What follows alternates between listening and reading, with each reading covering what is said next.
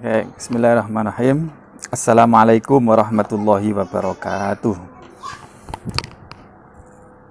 Bismillah, alhamdulillah.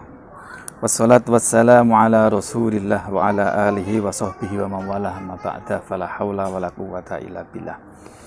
Ila hadratin Nabi Muhammadin sallallahu alaihi wasallam wa ala alihi wa sahbihi wa jami'istadin masyayikhina masyayikhihim khususan hadrati mu'allifi hadzal kitab Syekh Zainuddin bin Ali Al-Ma'bari Al-Malibari Asy-Syafi'i wa syarihihi Syekh Muhammad Nawawi Al-Bantani wa Said Bakri Al-Maki Ibnu Said Muhammad Sato At-Timyati wa jami'i furu'i masulihim wa usanna hadrati Kiai Zaidanati wa Bunyai Zainab Sohaib wa jami'i masyayihim wa in ala sa'unillahi lana ulamul fatihah. A'udzu billahi minasyaitonir rajim. Bismillahirrahmanirrahim. Alhamdulillahirabbil alamin arrahmanir rahim maliki yaumiddin iyyaka na'budu wa iyyaka nasta'in ihdinas siratal mustaqim siratal ladzina an'amta 'alaihim ghairil maghdubi 'alaihim waladdallin amin. Bismillahirrahmanirrahim. Jadi baleni sedikit bahwa kemarin bahwa untuk menuju kepada Allah Subhanahu wa taala bisa makrifat kepada Allah itu jalan yang ditempuh yang pertama kudu melakukan syariat. Ciri khasnya pokoknya ngelakoni semua perintah Allah ngedoi larangan menurut ukuran fikih, ukuran syariat. Nah, tapi ngelakoni perintah ngedoi larangan tok itu tidak cukup. Mesti harus upaya yang lebih serius, lebih sabar, ngeker hawa nafsu, menahan hawa nafsu, mengajar nafsu, melatih nafsu, riyadhah, mujahadah. Nah, ngelakoni itu disebut thariqah. Nah, pada akhirnya nanti kalau thariqah ini dilakukan terus-menerus, maka Allah akan memasukkan nur di hati. Kemudian, nah ketika itu maka memancarlah apa yang disebut dengan apa kemarin diistilahkan dengan nurun jila, nurut tajalli, nur Allah Subhanahu wa taala yang dimasukkan di hati apa manusia yang mendekat kepada Allah itu. Nah, dari nur itulah kemudian dia akan makrifat kepada Allah. Nah, makrifat ini juga pengertiannya macam-macam. Ada makrifatul am, ada makrifatul khos. Nah, cara istilahnya siapa ya? Jamil Ulumul Hikmah itu siapa? Ibnu Rajab ya. Itu ada makrifatul am, ada makrifatul khos. Nah, makrifatul am itu mengetahui dengan keimanan itu terhadap keberadaan Allah. Yakin bahwa Allah itu melihat semua perilaku kita, mendengar apa semua itu makrifat am. Nah, kalau makrifat khos itu lebih dari itu, mengetahui hakikat dari sifat Allah, hakikat dari zat Allah, hakikat dari sifat Allah, asma Allah, kemudian dari itu menimbulkan mahabbah, cinta kepada Allah yang sehingga semua baik lahir maupun batinnya itu tunduk patuh kepada Allah, yang pada akhirnya maka Allah diibaratkan dalam hadis itu akan menjadi tangannya, menjadi matanya. Artinya apa? Allah akan mengendalikan pandangan orang yang sudah mahabbah fillah tadi itu makrifat kepada Allah. Allah akan mengendalikan perilaku tangannya, mengendalikan telinganya, mengendalikan semuanya sehingga bisa mudah menghindar dari maksiat. Nah, itu menurut versi Ibnu Rajab. Bagaimana hadis itu barang siapa yang selalu mengamalkan kesunatan semua diamalkan, maka Allah akan menjadi tangan bagi mereka, menjadi mata, menjadi telinga, menjadi dan sebagainya. Maksud menjadi mata itu maksudnya Allah akan menjaga, mengendalikan matanya sehingga gampang diajak ngelakoni taat, terhindar ngelakoni maksiat. Nah, nah kalau sudah begitu, maka apapun yang diminta orang seperti itu, orang-orang yang seperti itu akan dituruti oleh Allah karena dekat dengan Allah. Nah, untuk bisa melakukan torekot, nah kemarin fa'alai tazinun lidhuhiri al-jali. Pertama ada harus menghiasi semua perilaku lahirnya itu dengan syariat. Semuanya perilaku lahir ini diajak dengan ukuran melakukan apapun diukur dengan syariat. Nah kalau itu sudah dilakukan, maka akan ada nur di dalam hati, memancar dalam hati, kemudian kegelapan yang ada di hati itu akan keluar. Nah ketika itu sudah terkondisikan seperti itu, baru orang tadi itu akan mudah untuk melakukan torekot, mudah melakukan riyadhah, mudah melakukan zuhud, mudah untuk melakukan wirai dan seterusnya.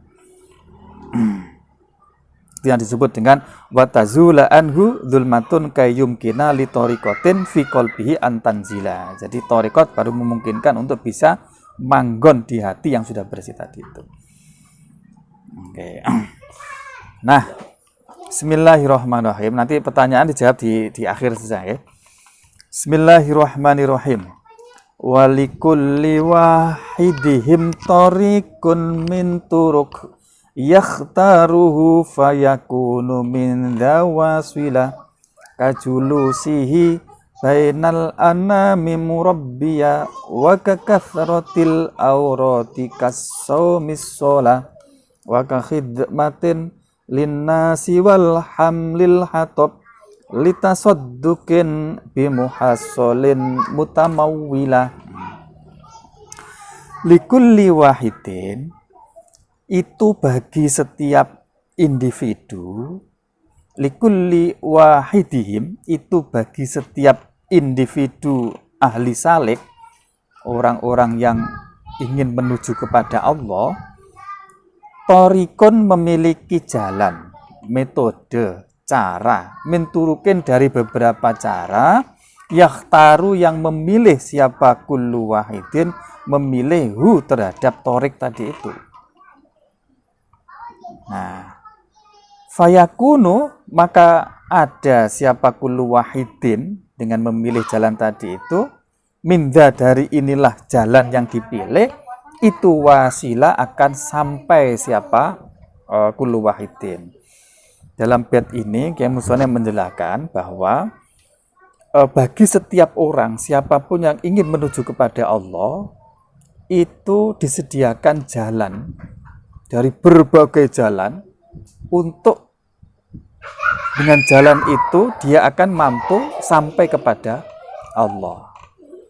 Jadi jalan untuk menuju kepada Allah itu tidak tunggal. Banyak sekali yang bisa kita pilih tergantung kondisi situasi yang kita alami masing-masing.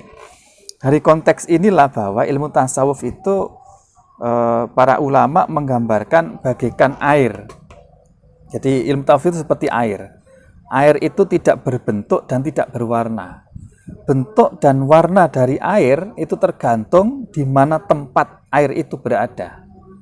Mafhumnya apa? Mafhumnya bahwa nilai-nilai tasawuf itu bisa menempat pada siapapun dan pada apapun profesinya itu. Tidak peduli itu sebagai PNS, sebagai guru yang PNS atau non PNS, sebagai pegawai apa saja. Nah, asalkan yang halal, tentu yang halal ya. Kalau haram kayaknya sulit digambarkan ya. Itu. Jadi untuk seseorang atau kita semua itu menjadi sufi, mengamalkan nilai-nilai kesufian, itu tidak harus keluar dari pekerjaan kita. Yang lurah kemudian lantas mengundurkan diri dari lurahnya, yang PNS kemudian lantas mengundurkan diri dari PNS-nya, yang apalagi, yang pegawai Pemda kayak Hanif, kemudian mengundurkan diri dari Pemdanya atau apalah ya, itu tidak begitu. Nah, karena nilai rawi bisa masuk ke mana saja. Contohnya apa? Kajulusihi bainal anami murabbiya. Kajulusihi seperti duduknya seseorang bainal anami di antara masyarakat, yang duduk tadi itu murabbiyan dalam keadaan mendidik masyarakat. Ini gambaran kiai lah, kira-kira begitu. Kiai yang hidup di tengah-tengah masyarakat, mengajarkan masyarakat tentang syariat, tentang akhlak, itu adalah salah satu torekoh untuk menuju kepada Allah. Jadi mohon tidak digambarkan bahwa torekoh di sini itu kemudian wiridan dan sebagainya, tidak seperti itu. Memang itu ada cara seperti itu, tapi juga ada cara yang lain. Bahkan ada yang dilembagakan, kemarin saya ceritakan. Dilembagakan, ada organisasi pelembagaan yang dipimpin oleh mursyid untuk bareng-bareng ngatur zikir, ngatur amaliyah, ngatur mujahadah, sa'riyadhoe untuk bareng-bareng menuju kepada Allah. Biar jadi wali ini Gusti Allah itu ada, memang faktanya seperti itu ada. Tapi setiap orang kan tidak bisa melakukan begitu semuanya. Nah, itu makanya ada pilihan-pilihan tergantung kepada kondisi kita. Nah, contoh ini oleh musannaf dicontohkan orang yang hidup di tengah-tengah masyarakat, kemudian murabbiya, mendidik masyarakat, jadi guru di sana, ngopeni masjid, dan seperti itu setorekot, jalan untuk menuju kepada Allah. Contohnya lagi, wakakathrotil aurati kasawmi sholah, wakakathrotil aurati, dan seperti memperbanyak wirid, kasawmi seperti puasa, as-sholah dan seperti sholat. Ini contoh lagi, jadi mungkin orang seperti ini kondisinya itu kalau ngajar nggak bisa, tapi kalau wiritan kuat, ya sudah torekotnya yang dengan wiritan itu.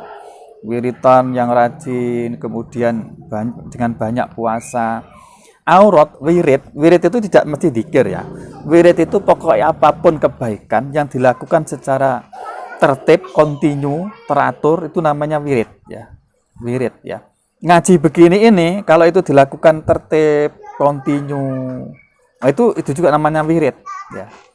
Jadi wirid, karena itu contohnya kasomi, contohnya seperti orang membiasakan puasa, sholat dan seterusnya. Nah ini kira-kira ya cocoknya orang abid lah, orang ahli ibadah. Nek dikongkon ngulang raiso, kalau nyambut gawe ya mungkin supaya dia khusus mempeng ibadah, mempeng poso. Nah, kemudian dengan cara itu nanti sampai kepada Allah. Contohnya lagi, wa ka khidmatin linnasi wal hamlil khata. Wa ka khidmatin linnasi, dan seperti melayani masyarakat. Wa ka khidmatin, dan seperti khidmah, melayani linnasi kepada manusia.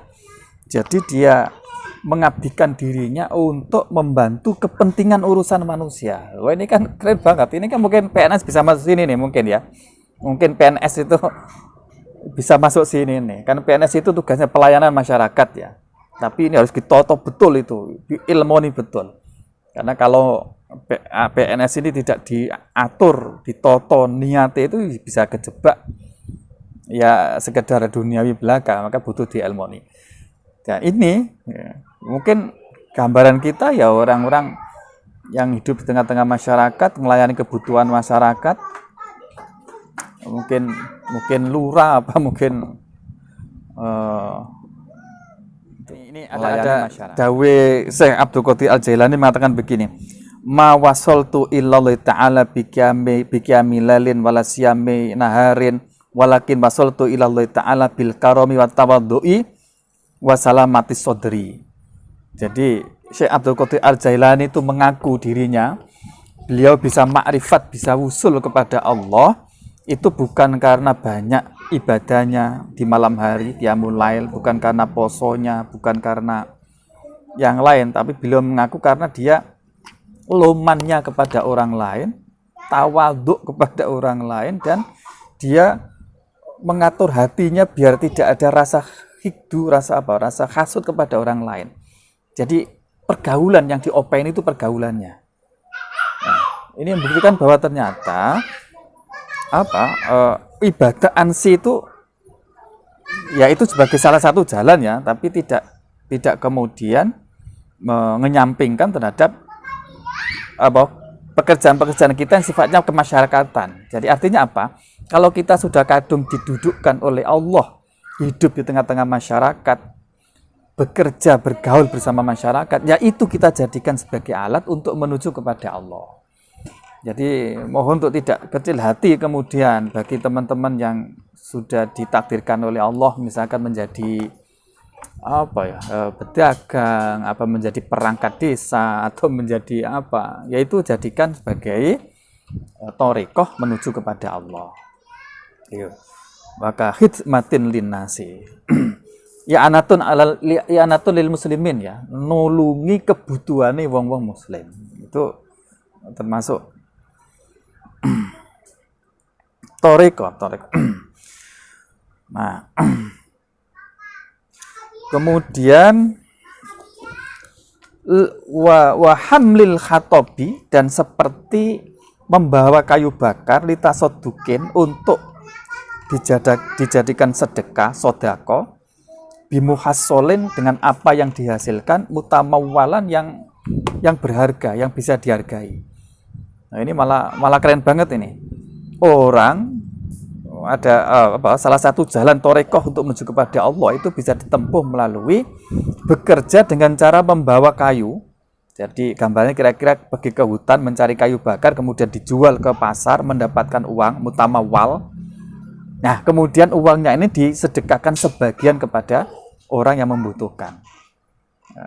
Nah ini juga jalan thariqah. Itu kalau dilakoni terus gitu ya sampai usul juga kepada Allah.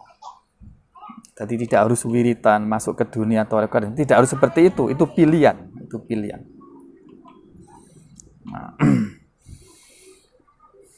Nah, cuman catatannya tentu melakukan semua tadi itu, baik itu julusi benel anam, menjadi kiai di tengah masyarakat, kemudian jungkung ibadah kathrotil aurat, banyak wiridan dengan cara puasa, sholat, zikir, kemudian melayani kebutuhan masyarakat, menjadi pelayan masyarakat, kemudian menjadi pedagang dan sebagainya, itu semuanya mesti dipageri dengan syariat.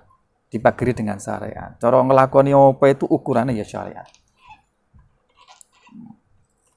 Wabah diniati ibadah. Nah, sampai sini mungkin teman-teman ada pertanyaan. Ini ada pertanyaan di chat ini dari Kang Solihan, thariqah kultural dan struktural. Wah, ini ada istilah thariqah kultural. Nah, kalau struktural ini yang mungkin yang terlembagakan dengan lembaga tadi ya, thariqah thariqah yang langsung dibimbing oleh mursyid tadi ya. Nah, kalau kultural ini yang tidak terikat dengan lembaga seperti itu. Jadi bisa terjadi ya. Cukup, ada pertanyaan? Lanjut.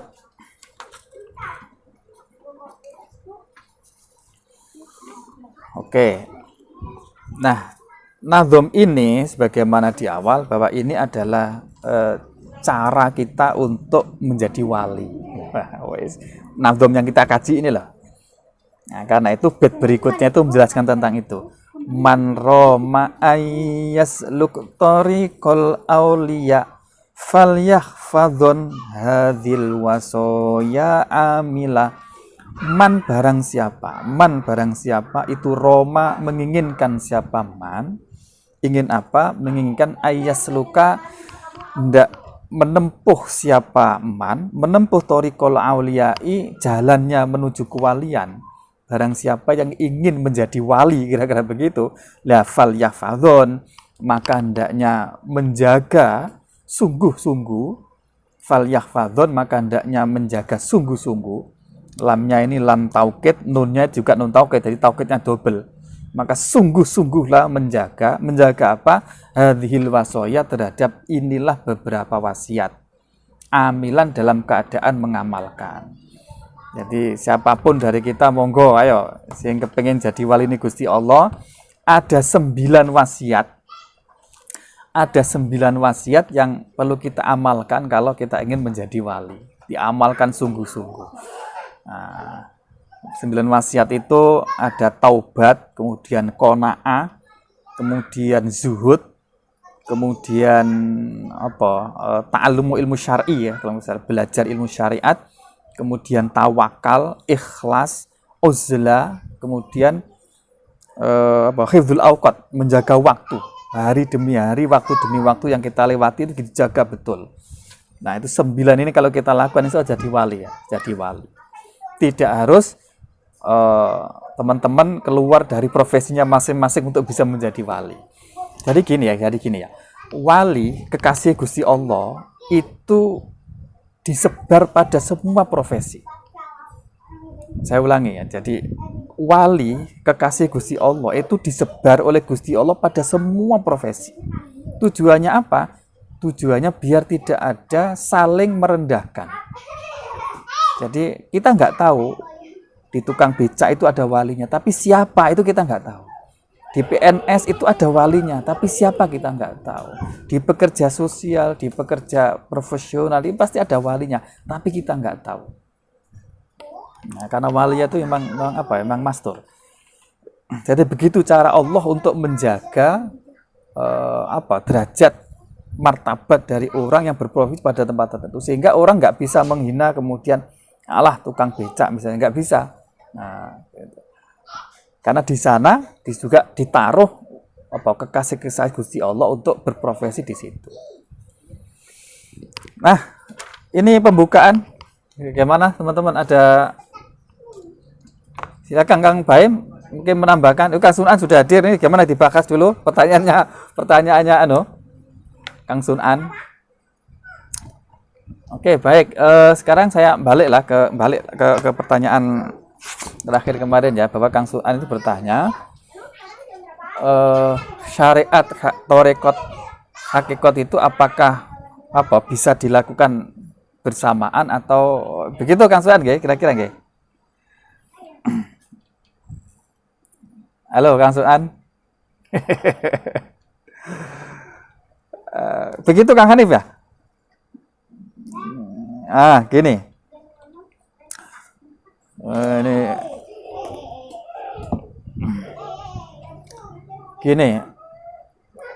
Ini ya saya jawab sependek pengetahuan saya ya. Kalau lihat bait yang kemarin kita bacakan itu, kalau menurut saya itu sebuah tingkatan, bahkan itu sebuah ondakan gitu ya, atau piramida lah. Pertama syariat, kemudian melakukan torekot, kemudian baru nanti dapat hakikat. Nah, tapi pada akhirnya orang yang sampai hakikat itu sudah nggak bisa lagi dibedakan mana syariat, mana torekot. Tadi balik lagi gitu. Sehingga ketika sudah mencapai ke atas itu nanti ya bareng, tidak dipisah-pisah lagi. Tapi untuk bisa mencapai ke atas tadi itu jalannya ya syariat dulu. Nanti kalau langsung misalnya torekot, syariatnya nggak kuat, itu bisa hang. Contohnya begini. Contoh dari torekot itu kan misalkan ada uzlah, ada waro, ada zuhud, ada dan sebagainya itu ya, contoh seperti itu ya. Itu kalau nggak didasari dengan syariat nanti salah nanti.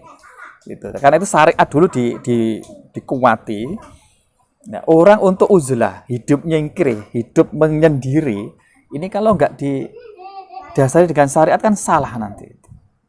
Jadi tentu harus didasari syariat dulu, dikuati, baru melakukan itu.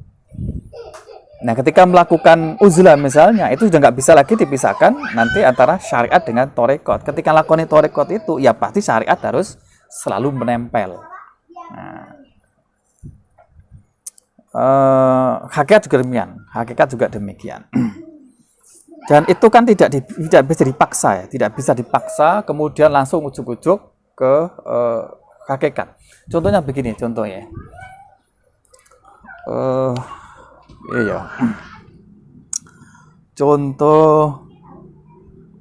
Contoh menghadapi pujian, misalkan mencari pujian di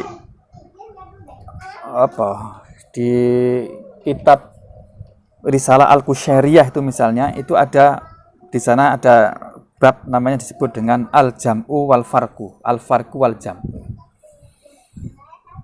Nah, orang yang berpikir al-farqu ini tingkatnya masih syariat. Orang berpikir al-farqu itu artinya dia dalam memandang sesuatu masih memisahkan antara perbuatan dirinya dengan perbuatan Gusti Allah. Jadi dia memisahkan itu. Itu tingkatan syariat. Jadi kalau toh dia itu ibadah, itu masih menganggap bahwa ibadah, sholatnya itu ya dirinya yang melakukan sholat. Nah, tapi kalau sudah tingkatan jam'u, itu sudah mengumpulkan antara apa yang dilakukan dengan perbuatan Allah itu sudah sama. Pikirannya, pandangannya itu sudah sama. Dalam arti begini. Di dalam Al-Quran, di surat Al-Fatihah itu ada ya. Iyyaka na'budu wa iyyaka nasta'in. Ini cara tafsir isyarahnya, tafsir bil isyarah. Iyyaka na'budu, hanya kepada kamu ya Allah, na'budu saya menyembah. Saya menyembah artinya yang menyembah itu tetap saya. Jadi orang yang sholat tadi itu. Artinya apa? Dia menganggap bahwa sholatnya itu ya karena usaha dia. Nah gitu. Itu namanya makom al-farqu. Makom di mana dia masih membedakan ini perbuatan saya dan perbuatan Allah itu hal lain.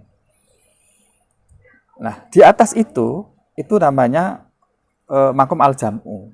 Itu kalau wa iyyaka nasta'in, dan hanya kepadamu ya Allah nasta'inu, saya memohon bantuan, memohon pertolongan. Artinya apa? Perbuatan sholatnya, taatnya, ibadahnya itu hakikatnya semuanya itu hanya karena pertolongan Gusti Allah.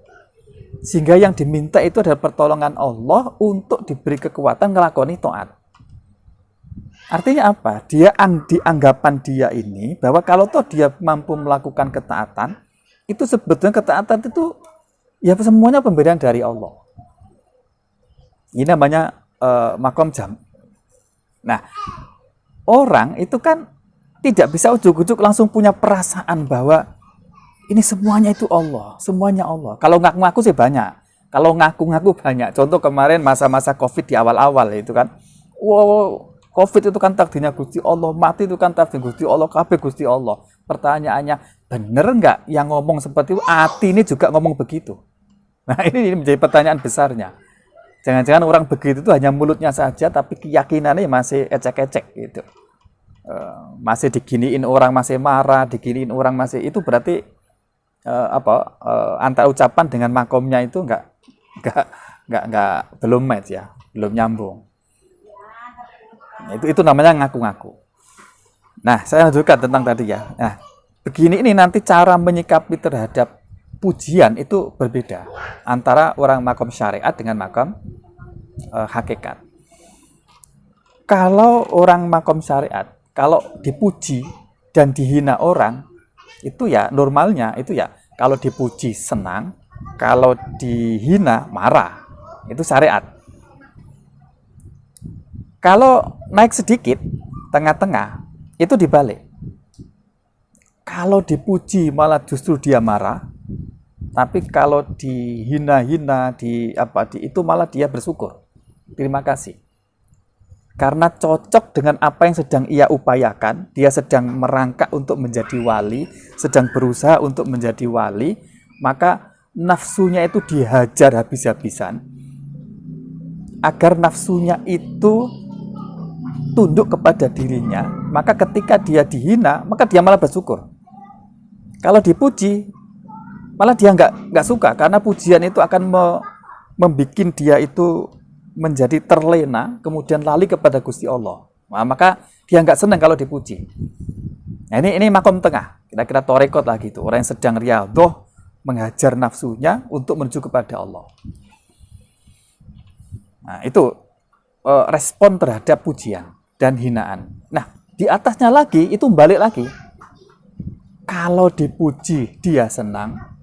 Kalau dihina, direndahkan, dia juga marah.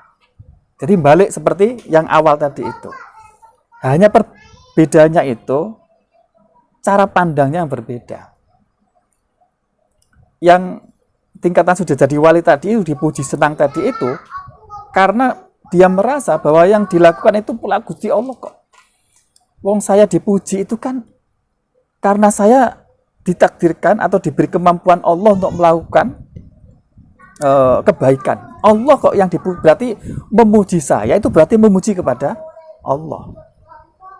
Jadi gini, kalau saya memuji kepada kitab ini, waduh kitab ini bagus sekali, itu sama dengan saya memuji kepada orang yang membuat kitab ini. Nah kira-kira begitu. Kalau ada orang memuji saya, wong saya itu dibuat, ditakdirkan, diberi oleh Allah, berarti orang yang memuji saya tadi sama dengan memuji kepada Allah, maka saya senang. Nah ini namanya sudah makom hakikat atau makom al-jam'u tadi itu. Tidak membedakan lagi perbuatan dia dengan perbuatan Gusti Allah. Dia merasa apapun yang dilakukan itu adalah pertolongan semata-mata Allah, semata-mata itu adalah perbuatan Allah. Nah, begini nih kan bisa muncul rasa seperti ini, itu kan nggak bisa ujuk-ujuk. Itu melalui proses syariat dulu, kemudian dilatih terus menghilangkan kesenangan nafsu, baru nanti ada nur Allah yang sehingga muncul rasa seperti itu. Nah itu. Nah, orang yang sudah wali seperti itu juga sama, nanti kalau dihina, dicaci maki, dia juga marah. Tapi marahnya rasanya itu beda. Nah, dia nggak suka dicaci, nggak suka dimaki, nggak usah direndahkan. Itu semata-mata karena berarti dia merendahkan kepada Gusti Allah, ciptaan Allah. Jadi begitu. Jadi karena itulah di ungkapan orang-orang sufi itu bahwa gimana itu ya, yang al-bidayatu huwa nihayah. Jadi permulaan itu sebetulnya adalah pungkasan. Artinya apa? Pada akhirnya seseorang itu, kalau orang normal itu ya normal. Kalau sudah menjadi wali itu, kalau sudah melewati jazab ya, sudah menjadi wali itu nanti balik lagi seperti orang normal. Kayak tadi itu, orang biasa kalau dipuji ya senang, kalau dihina ya marah. Nah orang yang belajar jadi wali tengah-tengah itu dibalik. Kalau dipuji malah marah, tapi kalau dicaci maki malah senang. Nah, karena ini akan membantu semakin cepat menuju kepada Allah gitu, kira-kira gitu. Tapi kalau sudah jadi menjadi wali, sudah tingkatan hakikat tadi itu, dia balik lagi seperti yang awal, dipuji senang, direndahkan, dicaci maki, dia juga akan marah. Nah, tapi perasaan marahnya beda. Nah, itulah yang disebut dengan al-bidayatu huwa nihayah. Bidayah permulaan itu pada akhirnya nanti nihaya itu sama dengan. Nah itu kira-kira kalau perspektif saya kok begitu ya, cara memahami kalau ditanya itu tingkatan atau, tapi ya begitulah kira-kira sejauh yang saya pahami ya dari ilmu tasawuf seperti itu. Nah gimana kira-kira teman-teman sekalian? Nah ini saya kepengen ini teman-teman aziyadah semua nggih? Nggih Kang Hanif, aziyadah semua nggih? Nggih Kang Hanif. Oke, kalau begitu saya agak buka sedikit ya tentang Haliyah Mas Zainul ya, Gus Zainul Hasan Sansuri. Apa yang terjadi ini juga saya ingin ikhbar terhadap apa yang dulu pernah saya terima langsung dari Pak Kiai Zaidan. Itu pernah memanggil saya secara langsung di dalam, kemudian dawuh tentang Haliyah Mas Zainul. Jadi apa yang terjadi ini, yang terjadi pada Mas Zainul ini itu ya keyakinan saya dan keyakinan Pak Kiai Zaidan waktu itu, dan saya yakini juga ini sedang mengalami apa yang disebut dengan jadzab majdzub. Yang kemarin saya ceritakan, wali itu ada dua, ada wali yang normal menempuh melalui kitab seperti ini menuju kepada Allah, ada yang majdzub artinya langsung ditarik oleh Allah untuk diangkat jadi wali secara langsung. Nah Alhamdulillah kemarin ada berita bagus, misalnya Mas Zainul sudah keluar dari ruang isolasi dan sebagainya. Itu berita bagus, semoga perkembangannya baik terus. Mengalami jadab, pada akhirnya kalau sudah sampai puncak itu nanti beliau akan normal lagi dan hidup seperti biasa normal, ya, tapi hakikatnya tentu beda. Hakikatnya beda. Tadi yang saya jelaskan tadi, cara mikirnya dan sebagainya itu beda. Tapi cara halia nanti ya seperti orang biasa lah gitu. Nah, ketika jadab aja yang kadang aneh-aneh macam-macam itu memang jadab gitu. Nah, ini diyakini oleh Pak Kiai Zaidan itu sempat diistikharah, ya pernah diistikharah oleh beliau dan hasilnya seperti itu. Bahwa digambarkan misalnya digambarkan Pak Zaidan itu jalan menuju ke puncak gunung, tapi Mas Zainul sudah berada di puncak gunung gitu. Itu yang dulu pernah diceritakan beliau kepada saya. Ini saya ikhbarkan kepada teman-teman, tujuannya biar memahami kondisi bagaimana keberadaan Mas Zainul ini. Dan kita selalu doakan semoga beliau ini segera ditolong zahir batin oleh Allah Subhanahu wa taala, kira-kira begitu, sehingga bisa muasyarah dengan kita semuanya, bisa ngerawat Aziada, mengembalikan nama besar Aziada dan seterusnya, kira-kira begitu. Ya. Nah, karena itulah teman-teman semuanya saya mengajak untuk ya tetap kepada apapun yang terjadi itu tetap husnudzon kepada beliau, husnudzon kepada keberadaan beliau dan seterusnya. Jangan sampai suudzon. Bahkan waktu itu Pak Zaidan itu sempat risau kalau orang menyebut bahwa beliau itu sakit. Keyakinan beliau itu Mas ini bukan sakit, jadi tidak sakit. Ya karena sedang mengalami apa disebut dengan jadab itu, dan itu sakit. Sehingga waktu itu banyak orang menyarankan untuk dibawa ke rumah sakit jiwa.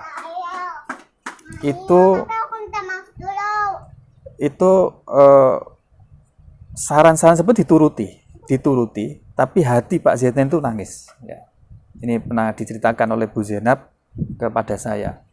Jadi karena disarankan oleh banyak orang untuk dibawa ke rumah sakit, sempat kan beberapa hari itu, seminggu kalau nggak salah itu di rumah sakit. Ya. Tapi selama itu juga hati beliau Pak Zaidan itu nangis. Karena sesungguhnya tidak sakit. Nah itu, hal seperti ini mungkin perlu kita pahami bersama, teman-teman Aziada, cara memahami kondisi apa yang dialami oleh Mas Zainul.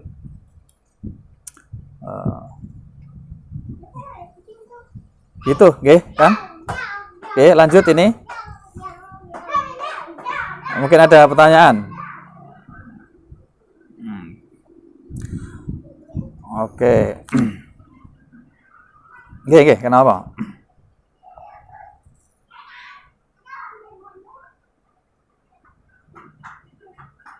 Waduh. Begini. Untuk mengetahui tingkatan itu, yang tahu itu mursyid, kalau punya mursyid.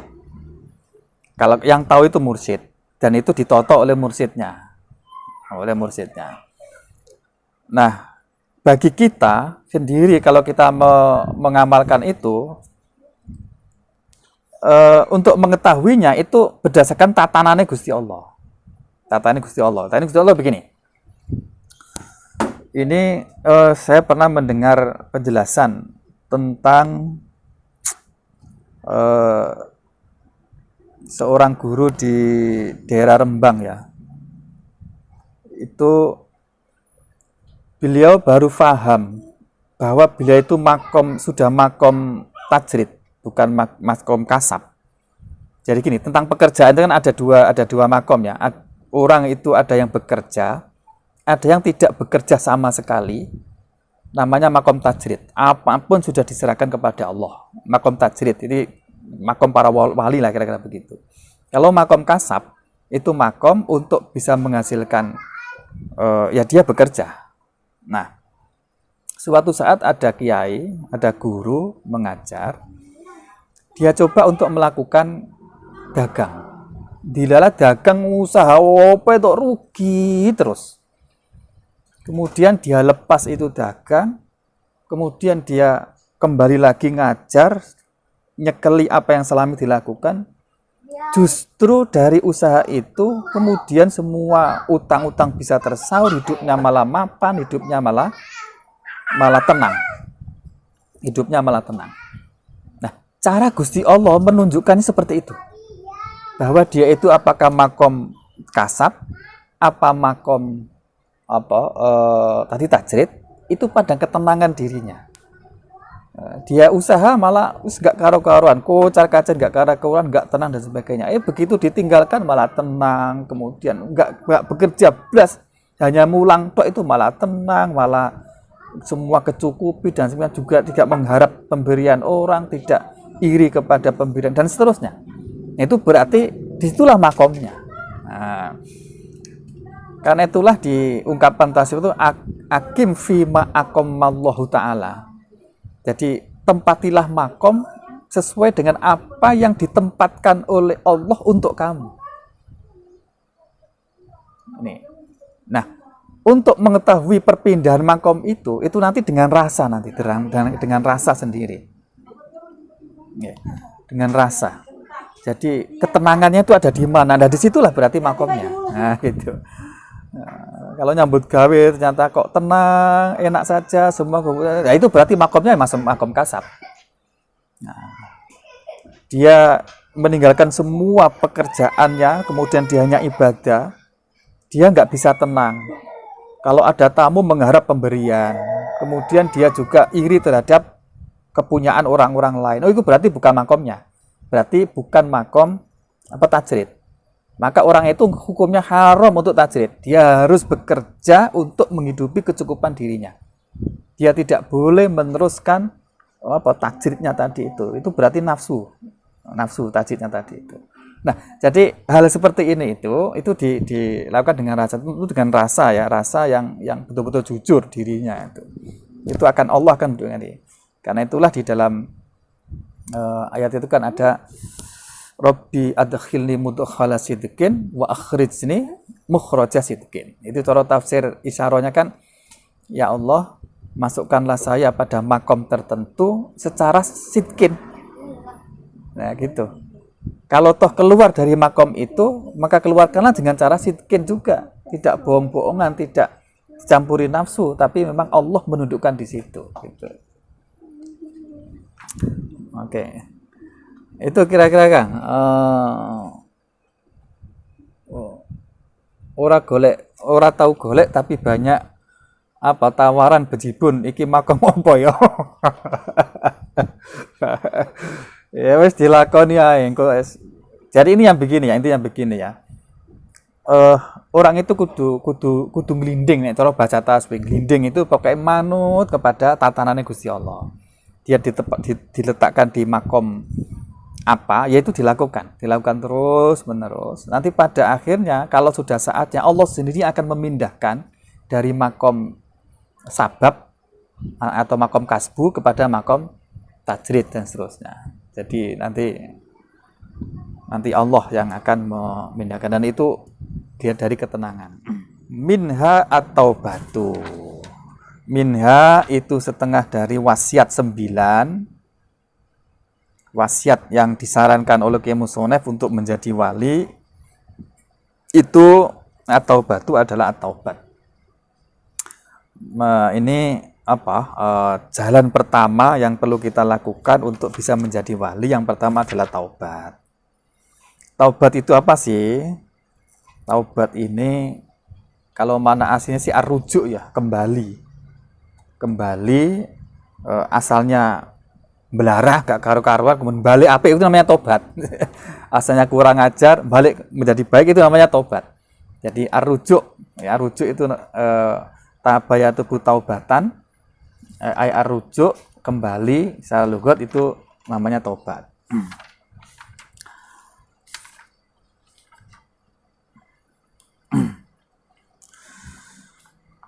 Nah, tobat ini memang menjadi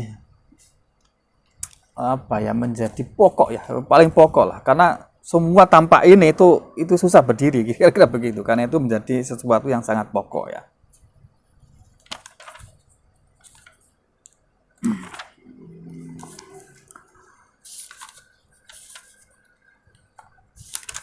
Bismillahirrahmanirrahim.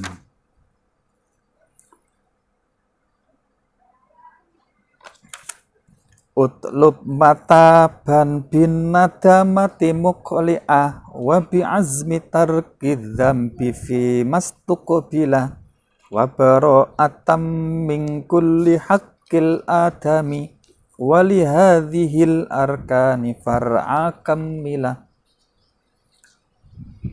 Kurang 3 menit lagi. Gimana, teruskan apa enggak ini? Apa pertanyaan aja? Tanya jawab, monggo. Monggo Kang. Kita santai aja lah, nggak usah serius-serius. Wis tuwek ngaji serius-serius ya. Milatul Ulia. Mbak Mil. Oh, wis tuwek ngaji serius-serius ya. Santai aja, santai.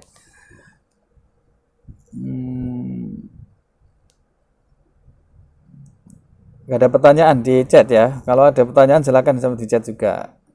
Apa ini? Perasaan wali tidak nyeleneh. Yang nyeleneh itu apa ini? Apa ini? Oh, jambrong iki sapa jambrong iki?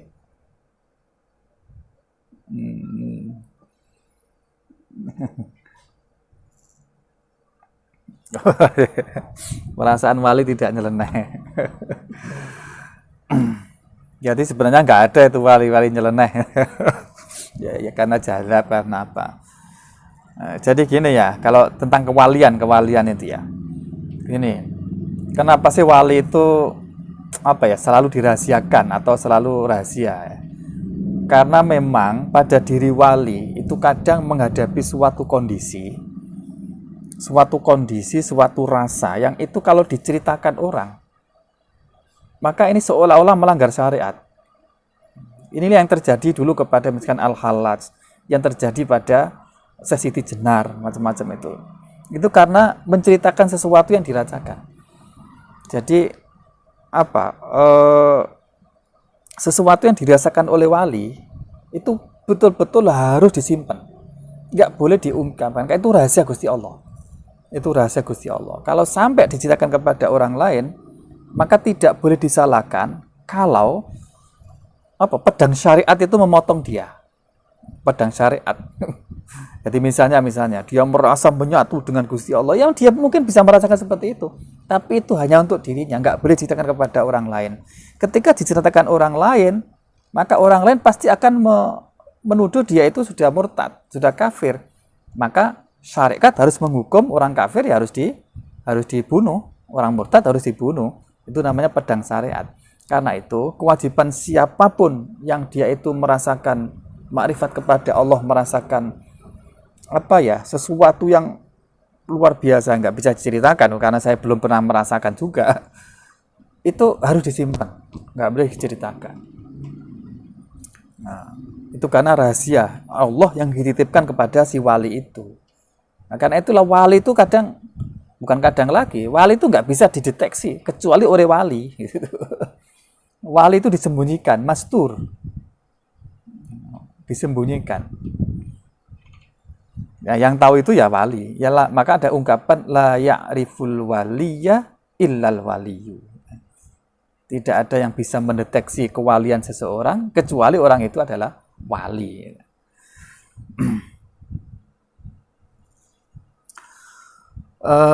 Lapo uzlah kok ngenteni saat yang tepat.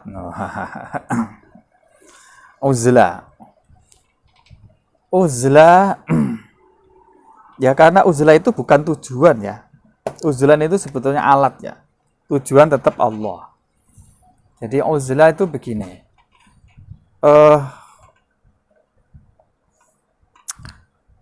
Uzlah itu kan hidup menyendiri dari kehidupan hiruk pikuk masyarakat agar hatinya itu tenang, tidak terganggu oleh orang lain, tidak terganggu dengan maksiat mata, maksiat telinga, karena maksiat mata itu sebabnya melihat aurat. Nah, kalau dengan dia menyendiri, maka dia tidak melihat aurat orang lain. Jadi tujuannya itu kan.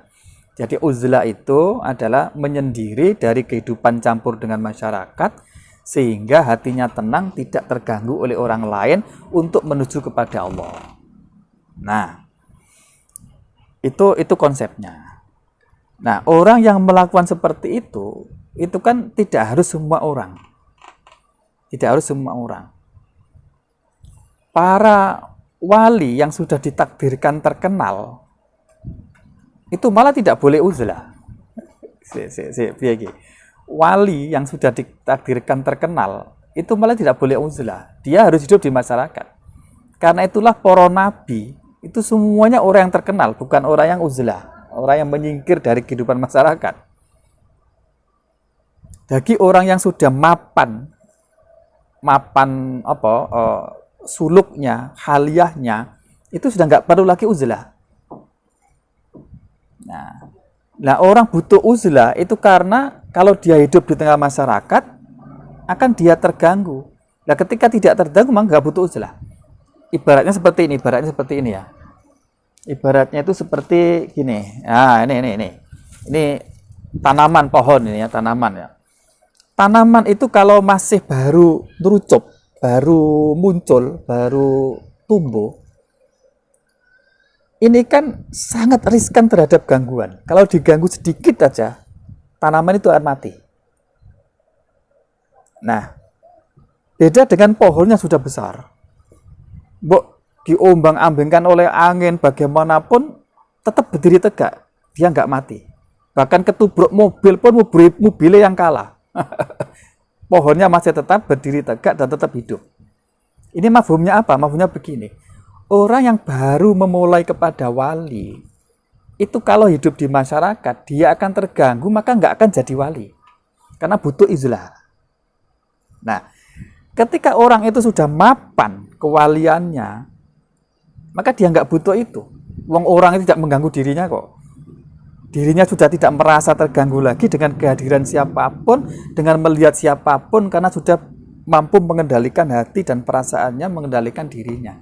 Jadi sudah tidak menjadi masalah bergaul dengan siapapun. Jadi karena itulah uzlah itu sebenarnya bukan menjadi tujuan, tapi dia hanyalah sebagai sarana untuk tetap mendekatkan kepada Allah. Nah, sarana sebagai sarana tentu tidak semua butuh, tidak semua orang butuh. Nah, gitu. Nah, karena itulah orang mesti harus tahu kapan dia itu butuh untuk uzlah dan kapan dia itu tidak butuh pada uzlah. Nah, tentu masing-masing kita yang tahu. Karena itulah misalkan di pembahasan di kitab Ihya Ulumuddin misalnya, uzlah itu tidak mutlak baik. Saya ulangi, uzlah itu tidak mutlak baik. Orang uzlah kok pasti baik? Ya tidak, tergantung. Nah, kalau dia sebagai panutan masyarakat, maka nggak boleh uzlah, maka dia harus hidup di tengah masyarakat. Kecuali kalau dia nggak punya tanggungan apa-apa, nggak punya tanggungan mulang, nggak punya tanggungan itu uzlah silakan. Nah, jadi sangat kondisional. Nah, itu kira-kira Mbak Mila untuk menjelaskan ini. Jadi itu sebagai sarana jalan untuk menuju kepada Allah yang sangat efektif, iya. Tapi sarana sebagai sarannya tidak selalu dibutuhkan oleh siapapun. Kadang kita membutuhkan, kadang juga kita tidak. Nah, termasuk perilaku-perilaku atau amalia-amalia uzlah. Sampai zuhud pun demikian. Zuhud itu adalah sarana. Nanti kapan kalau di babnya zuhud, insya Allah saya jelaskan itu. Oke, kira-kira begitu. Ini sudah maghrib. Apapun semoga berkah manfaat untuk kita semuanya. Lebih khusus kita doakan kepada guru-guru kita, semoga kita tetap dianggap santri beliau nanti sampai di akhirat. Liladiniyah wa ila hadratin Mustafa husun hadratin Kiai Zaidan Hadi bin Zainab Sohib sinfu musulaihim sya'unillah lamul Fatihah. A'udzubillahi minasyaitonir rajim.